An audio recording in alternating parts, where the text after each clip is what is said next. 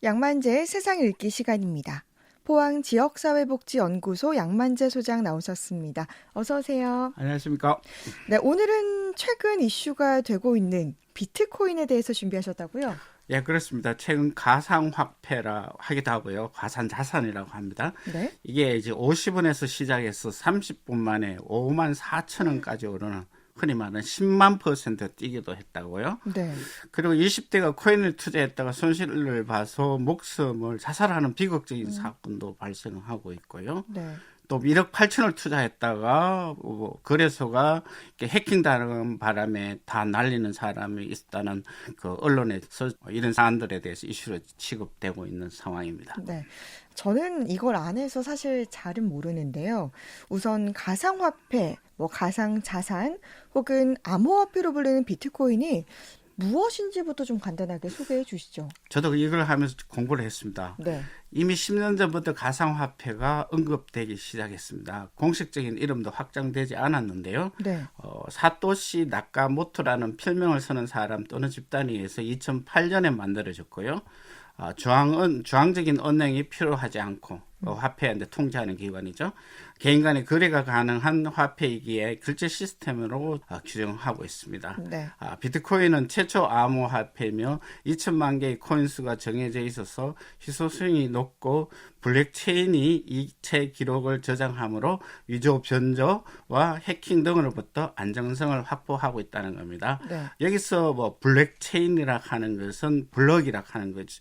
조각 이 블록이 있고요. 네. 그다음 체인은 서로 연결된 상태인데 데이터가 블록으로 나눠져 연결되어 수많은 컴퓨터에 분산되어 저장되어 있기 때문에 현재 기술로서는 위조 변조가 불가능하고 안전하다는 겁니다. 네. 그래서 이 블록체인에 참여한 사람들에게 보상하는 화폐가 바로 가상화폐, 가상자산, 암호화폐 이렇게 불리고 합니다. 네.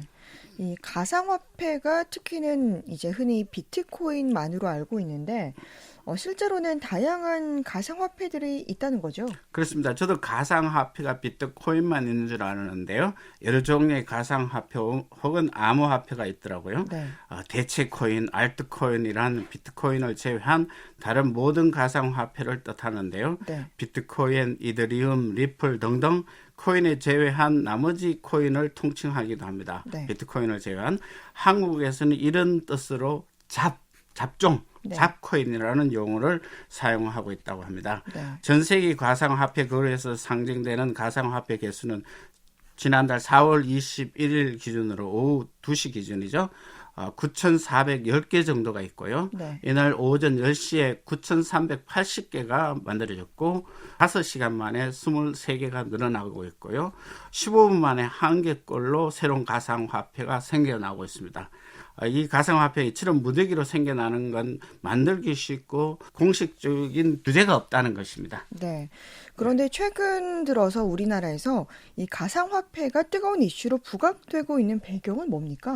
몇 가지로 정리할 수 있을 것 같습니다. 첫째는 한국에서 가상화폐 투자 비율이 엄청나게 높다는 겁니다. 네. 해외 가상화폐 투자자들은 세계 최초 최대 가상화폐인 비트코인을 주로 거래하지만은 국내에서는 비트코인 이외에 아까 말했듯이 잡코인요 투자 비율이 압도적으로 높기 때문에 한국에서 가상 투자화폐의 투자 예탁금이 2월 말 기준으로 네. 약 4조 2천억 원이 되고요. 네. 1년 전에 비해서 6배가 불어나고 그리고 90% 이상이 알트코인에 몰려 있고 하루의 거래 규모가 20조 원 가량이 된다고 합니다. 네. 그다음 두 번째 등락이 폭이 아주 높다는 것입니다.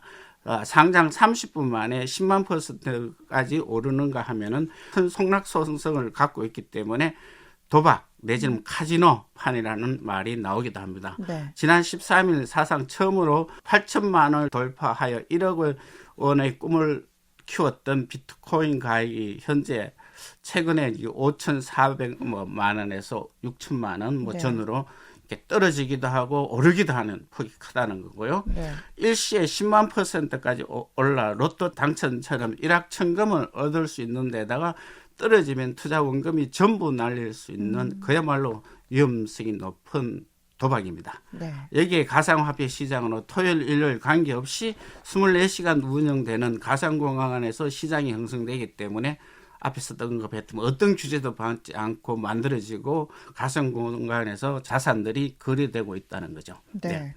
그런데 이 가상화폐는 20, 30대들이 주로 이용하고 있다고 하는데 젊은 사람들이 가상화폐에 열광하는 이유가 뭘까요?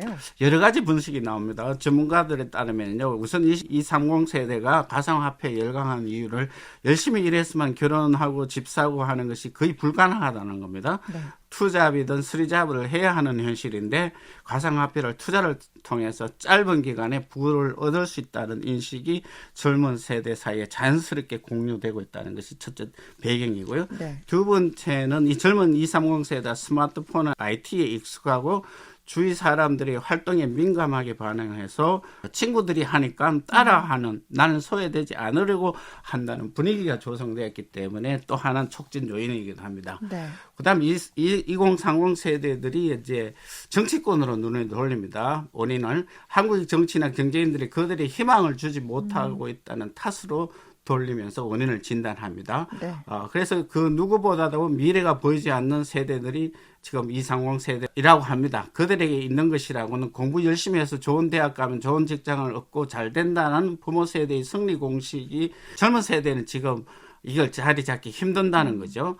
잔호강 시장 속에서 그것이 옳지 않다는 것을 깨달을 쯤에 외환 위기 이후 최근 들어 정규직 비정규직 구분되어 낙인 찍히고요. 이들에게 청년 실업자라는 말이 이제 나돌기도 시작했습니다. 이런 상황에서 정치권과 경제권이 희망을 주지 못한다는 진단이 있습니다. 젊은이들이 신분 상승의 기회를 잡을 수 있는 저런 찬스가 나타나는 것에 가상화폐에 열광하지 않을 수 없다는 것이 또 하나의 이유일 수 있습니다. 네. 그다음 가상화폐가 주목받는 또 다른 이유는요. 통제할 수 있는 주체가 없다는 겁니다. 관리하는 국가나 은행이었기 때문에 인위적으로 통화량을 조절하거나 파산을 우려도 있지만은 그건 자기 책임이고 네. 그 규제가 없기 때문에 자유롭게 만들어내고 투자하는 것입니다. 오랫동안 화폐는 각국의 중앙은행 통제 대상이었지만 가상화폐는 전 세계적으로 규제 범위가 없는 관계로 오로지 수요와 공급의 원칙에 따라 가격이 오르내리고 좌우된다는 겁니다. 이러한 가상화폐의 자유성이죠. 규제가 없는 그것들에 대해서 또 등락이 높고 부자가 될 확률이 꿈꾸는 기회가 있기 때문에 젊은이들이 더욱 열광한다고 할 수 있겠습니다. 네.